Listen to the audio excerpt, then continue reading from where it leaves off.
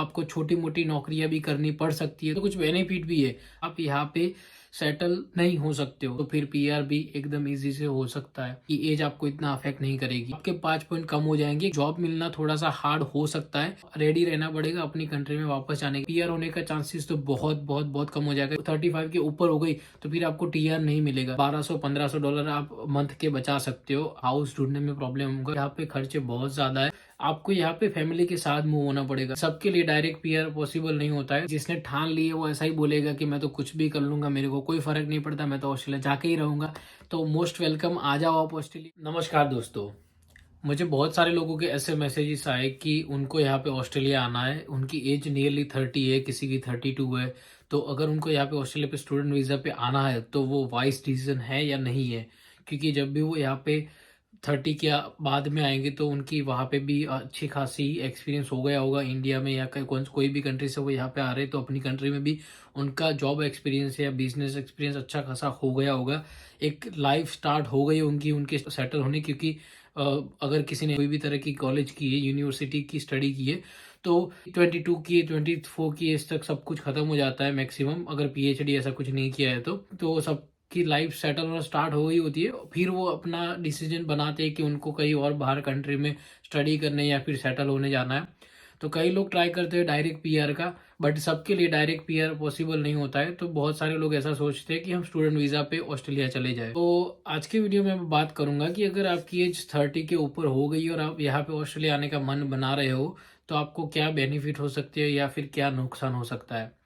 तो सबसे पहले हम बात करेंगे कि अगर आप 30 की एज के बाद अप्लाई करने वाले हो तो ऑब्वियसली आपकी जो, जैसे कि मैंने पहले बताया, आपकी इंजीनियरिंग होगी या फिर आपने कोई भी यूनिवर्सिटी की स्टडी की होगी, आपने कॉमर्स किया हो, अकाउंटिंग किया हो, बीएससी किया हो, कुछ भी स्टडी की हो, आपकी एज 22 के आसपास होगी तब आपका वो स्टडी खत्म हो चुका होगा। तो आपका गैप बहुत ज़्यादा हो गया, 7-8 साल का गैप हो गया जब आप वीज़ा अप्लाई करने का सोच रहे हो, स्टूडेंट वीज़ा अप्लाई करने का ऑस्ट्रेलिया में। और आपकी जो लास्ट स्टडी थी उसके बीच में जो गैप है वो थोड़ा कम हो तो अच्छा रहता है, वीज़ा आने के चांसेस बहुत अच्छे रहते हैं। अगर गैप बहुत ज़्यादा हो तो आपको अच्छे से जस्टिफाई करना पड़ेगा कि आपका इतना गैप क्यों था।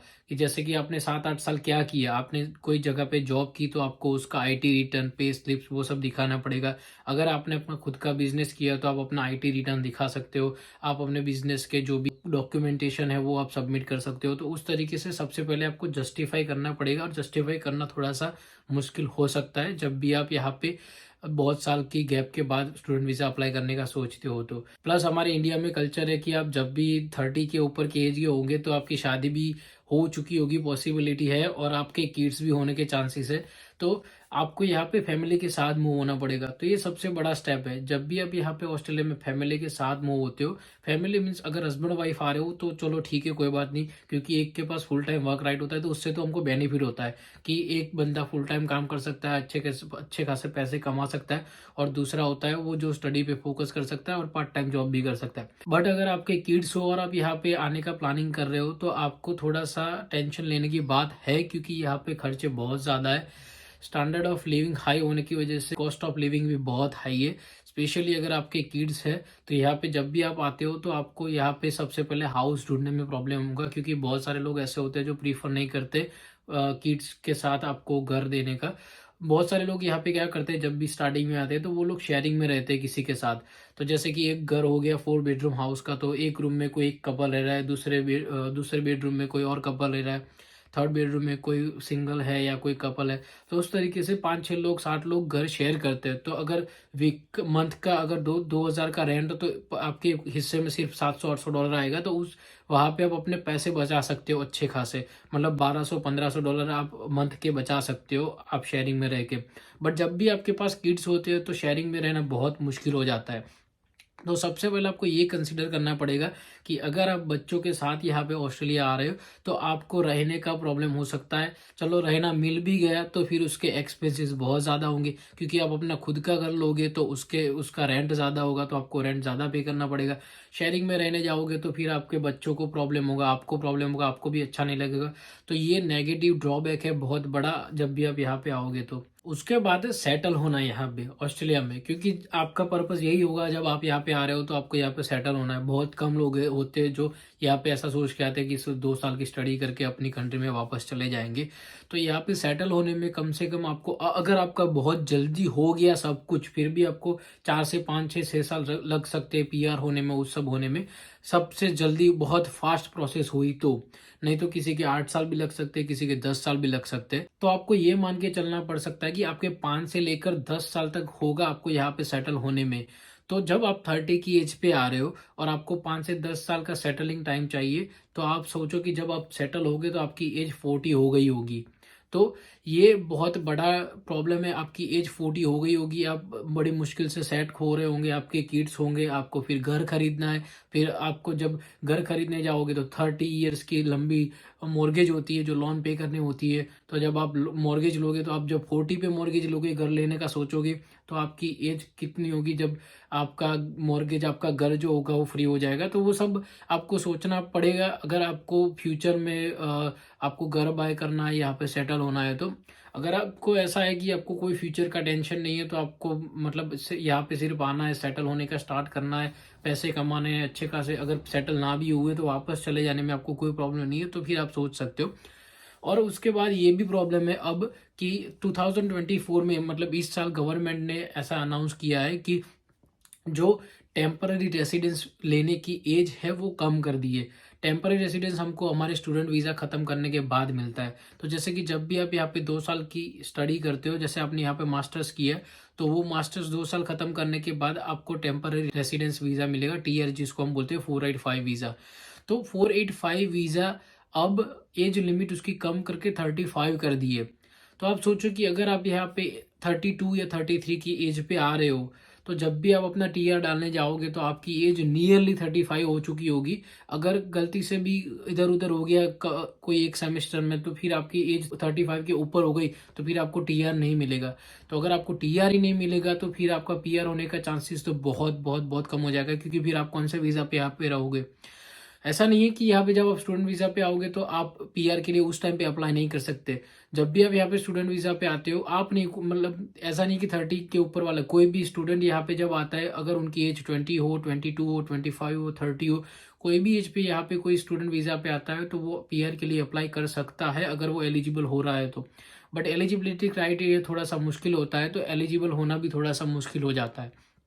तो जब भी आप यहाँ पे ऑस्ट्रेलिया में आते हो तो आपको ये सोच के चलना पड़ेगा कि आप यहाँ पे सेटल नहीं हो सकते हो। तो आप हो गए, बड़ी बात है, सब ट्राई करते हैं, मतलब होना है, हमको भी, आपको भी, सबको होना है। बट आपके माइंड में रखना पड़ेगा, क्योंकि अगर इन केस नहीं हुई है तो फिर आपको रेडी रहना पड़ेगा अपनी कंट्री में वापस आने के लिए, क्योंकि यहाँ पे बहुत सारे लोग आते हैं, कोई सब लोग तो पीआर होने वाले नहीं है, क्योंकि जो गवर्नमेंट सीट अलोकेशन करती है वो बहुत कम होता है। जैसे इस साल का जो सीट अलोकेशन था इतना कम था कि बहुत सारे लोग पीआर के लिए एलिजिबल होने के बाद भी उनको पीआर नहीं मिला।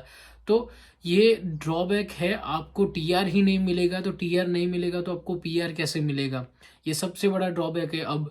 क्योंकि पहले तो 45 या 55 की एज तक आपको टीआर अप्लाई करने का चांसेस मिलता था, बट अब गवर्नमेंट ने रूल चेंज करके 35 करने का अनाउंसमेंट किया है। तो अगर 35 की एज के बाद आपको टीआर नहीं मिलेगा तो फिर आपको फिर टीआर ही नहीं मिलेगा, तो अब यहाँ पे ऑस्ट्रेलिया में कोई वीज़ा पे रह नहीं पाओगे। आपको शायद फिर से स्टूडेंट वीज़ा डाल के फिर से यहाँ पे अगर आपको एक्सटेंड करना है तो ऐसे करते रहना पड़ेगा, और उसी बीच अगर आप पीआर का कर सकते हो तो आपको वो ट्राई करना पड़ेगा। तो ये एक और ड्रॉबैक है अगर आप यहाँ पे लेट आ रहे हो तो। यहाँ पे ऑस्ट्रेलिया में लेट आने का एक और ड्रॉबैक है, अगर आप यहाँ पे लेट आ रहे हो तो आपकी एज अगर 32 से ऊपर हो गई है, तो जब भी आप अपना पीआर अप्लाई करने का सोचोगे तो आपके 5 पॉइंट कम हो जाएंगे, क्योंकि आपकी एज 32 से ऊपर हो गई है। तो नॉर्मली 30 पॉइंट्स मिलते हैं, बट अगर आपकी एज 33 हो गई है तो आपको 25 पॉइंट्स ही मिलेंगे। तो ये आपके पॉइंट्स के ड्रॉबैक है। ऐसा नहीं है कि पॉइंट्स के हिसाब से ही आपको पीआर मिलता है। कई सारे स्टेट में आपके स्किल ऑक्यूपेशन में आपकी जॉब है, या फिर आप अच्छी खासी जॉब कर रहे हो तो आपको पीआर मिल सकता है। ऐसा नहीं है कि पॉइंट कम हो जाएंगे तो उससे पीआर नहीं मिलेगा, और आप अपने पॉइंट कहीं और तरीके से भी बढ़ा सकते हो, पीटी में अच्छे बैंड लाकर, नाटी सीसीएल की एग्जाम देकर। तो ये सारे ऑप्शंस है आपके पॉइंट बढ़ाने के लिए। बट फिर भी अगर आप हाई कंपटीशन मार्केट में हो, या फिर आपका ऑक्यूपेशन ऐसा है कि जो बहुत कंपटीशन में है, तो उसमें आपको अच्छे पॉइंट चाहिए होंगे, तो उस टाइम पर ये आपके 5 पॉइंट आपको प्रॉब्लम कर सकते हैं। अगर आपको लगेगा कि अगर मेरे पास एक्स्ट्रा 5 पॉइंट होते तो मैं पीआर के लिए एलिजिबल हो सकता था। तो ये 5 पॉइंट आपको ड्रॉबैक कर सकते हैं, बट ऐसा कंपलसरी नहीं है कि आपको ये प्रॉब्लम करेंगे ही। अगर आप ऐसे कोई स्टेट में चले गए हो जहाँ पे पॉइंट का इतना प्रॉब्लम नहीं है, आपकी वहाँ पे स्टडी है, तो आपको पीआर के बेनिफिट उस स्टेट में स्टडी करने से हो सकते हैं। तो आप यहाँ पे आ रहे हो और आपने ठान ही लिया कि मुझे कोई भी कुछ भी हो जाए, मुझे ऑस्ट्रेलिया जाना है स्टूडेंट वीज़ा पे, यहाँ पे स्टडी करने के लिए और फिर सेटल होने के लिए। तो आपको ये सोचना पड़ेगा कि आपको कहाँ पे जाना है, कौन से स्टेट में जाना है। तो आप ट्राई करना कि आप ऐसे स्टेट में जाओ जहाँ पे पीआर थोड़ा सा इजी हो, क्योंकि आपको पता है कि आपकी एज ज़्यादा है, आपके पॉइंट कम होने वाले हैं। 45 की एज के बाद तो आपको पीआर अप्लाई भी नहीं कर पाओगे। तो आपको अपनी लंबी गैप सोच के चलना पड़ेगा। तो आप ऐसे स्टेट चुनो जहाँ पे आपको पीआर इजीली मिल जाए, जैसे कि डार्विन है, तास्मेनिया है, कैनबरा है। तो या फिर अगर आपको थोड़ा सा अच्छा और थोड़ा सा रीजनल ऐसा मिक्स वाला चाहिए तो आप एडिलेड जा सकते हो, पर्थ जा सकते हो, एनएसडब्ल्यू के कोई रीजनल में जा सकते हो। तो ये आप ऐसा कोई स्टेट चूज करो जिसमें आपको पीआर होने के चांसेस ज़्यादा हो, अगर आप लेट यहाँ पे आ रहे हो तो। बट हाँ, एक प्रॉब्लम हो सकता है, जैसे कि मैंने पहले बताया, आप अपने किड्स के साथ, फैमिली के साथ यहाँ पे आओगे, तो ऐसे स्टेट्स में आपको जॉब मिलना थोड़ा सा हार्ड हो सकता है। ऐसा नहीं मैं बोल रहा हूँ कि जॉब नहीं मिल सकती, बहुत सारे लोगों को एकदम इजीली जॉब मिल सकती है, बहुत कम दिन में भी मिल सकती है। बट आपको ऐसा मान के चलना पड़ सकता है कि किसी के 1 महीने भी लग सकता है, किसी का 3 महीना भी लग सकता है जॉब मिलने में। तो जॉब मिलने में जब टाइम लगेगा तो आपके यहाँ पे खर्चे तो ऑलरेडी स्टार्ट हो चुके होंगे। आप जब यहाँ पे आओगे तो आपका रेंट, ग्रोसरी, लाइट बिल, वो सब तो आपका स्टार्ट हो ही जाएगा। तो वो सब आपको पे करने के लिए फिर प्रॉब्लम हो सकता है, तो आपको बैकअप रखना पड़ेगा उसके लिए। तो अगर आपकी फैमिली कंडीशन अच्छी है तो आप ऐसे कोई स्टेट में जाओ जहाँ पे पीआर थोड़ा सा इजी हो, तो आपकी एज आपको इतना अफेक्ट नहीं करेगी। बट अगर आप विक्टोरिया में जाते हो, जैसे मेलबर्न, सिडनी में जाते हो, तो ऐसा हो सकता है कि आपको फिर कहीं और स्टेट में मूव होना पड़ेगा। तो आपने 2-3 साल वहाँ पे स्पेंड कर लिए, वहाँ पे कुछ नहीं हुआ, आपकी एज 35-36 हो गई, फिर आप कोई और स्टेट में गए, तो वहाँ पे आप फिर से आप जो वहाँ की जो भी कंडीशन होगी वो आप फुलफिल करने का ट्राई करोगे, तो और वहाँ पे 1-2 साल हो जाएंगे, तो आपके 6-7 साल उसमें निकल जाएंगे।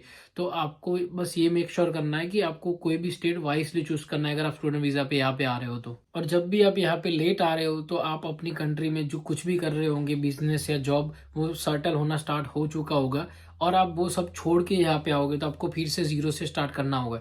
और कई बार क्या होता है कि कई लोग अच्छी कंपनी में जॉब कर रहे होते हैं, किसी का अच्छा बिजनेस होता है, क्योंकि ऑब्वियसली जो यहाँ पे आने का सोच रहा है वो थोड़ा बहुत तो स्टडी किया होगा ही। तो आप यहाँ पे जब आने का सोच रहे हो तो आपकी पोजीशन हाई होगी, वहाँ पे आप अच्छे बिजनेस में होंगे, अच्छी जॉब में होंगे, और यहाँ पे जब आप आओगे तो आपको छोटी मोटी नौकरियां भी करनी पड़ सकती है। तो उस टाइम पे आपको ऐसा लगेगा कि मैं कहाँ पे आके फंस गया, क्योंकि यहाँ पे आने के बाद आपको कुछ भी करना पड़ सकता है पैसे कमाने के लिए, अगर आपकी फाइनेंशियल कंडीशन अपनी कंट्री में अच्छी नहीं है तो जब भी आप यहाँ पे आओगे तो ऐसा माइंडसेट लेके आना कि मेरे को वहाँ पे जाके कुछ भी करना पड़ सकता है। यहाँ पे भले मेरे अंडर 50 लोग काम कर रहे हो, या फिर सब लोग यहाँ पे मेरे को सर सर करके बुला रहे हो, बट मेरे को ऑस्ट्रेलिया जाके क्लीनिंग भी करना पड़ सकता है, ड्राइविंग भी करना पड़ सकता है, कार वॉश भी करना पड़ सकता है। बट ये नहीं है कि आपको यही करना पड़ सकता है। अगर आपकी स्किल अच्छी हो तो आपको अच्छी जॉब भी मिल सकती है। स्किल के ऊपर डिपेंड करता है और आपके एक्सपीरियंस के ऊपर डिपेंड करता है। बट आपको बैक ऑफ द माइंड ये प्रिपरेशन रखनी पड़ेगी कि आपको किसी भी तरह की जॉब करने के लिए रेडी रहना पड़ेगा, क्योंकि जैसे कि मैंने बताया, आप फैमिली के साथ आ रहे हो तो आपके एक्सपेंसेस बहुत ज़्यादा होंगे। तो एक्सपेंसेस आपको बेयर करने के लिए आपके पास अच्छी खासी इनकम होना भी ज़रूरी है। तो वो इनकम करने के लिए आपको कोई भी तरीके की जॉब करने के लिए रेडी होना पड़ेगा स्टार्टिंग। ऐसा नहीं है कि अगर आप अपनी कंट्री से यहाँ पे स्टडी करने के लिए लेट आ रहे हो तो उसके सिर्फ ड्रॉबैक्स ही है, उसके कुछ बेनिफिट भी है। आपने अपनी कंट्री में कुछ ना कुछ तो किया होगा, किसी ने जॉब की होगी, किसी ने बिजनेस किया होगा, तो आपको उसका एक्सपीरियंस होगा।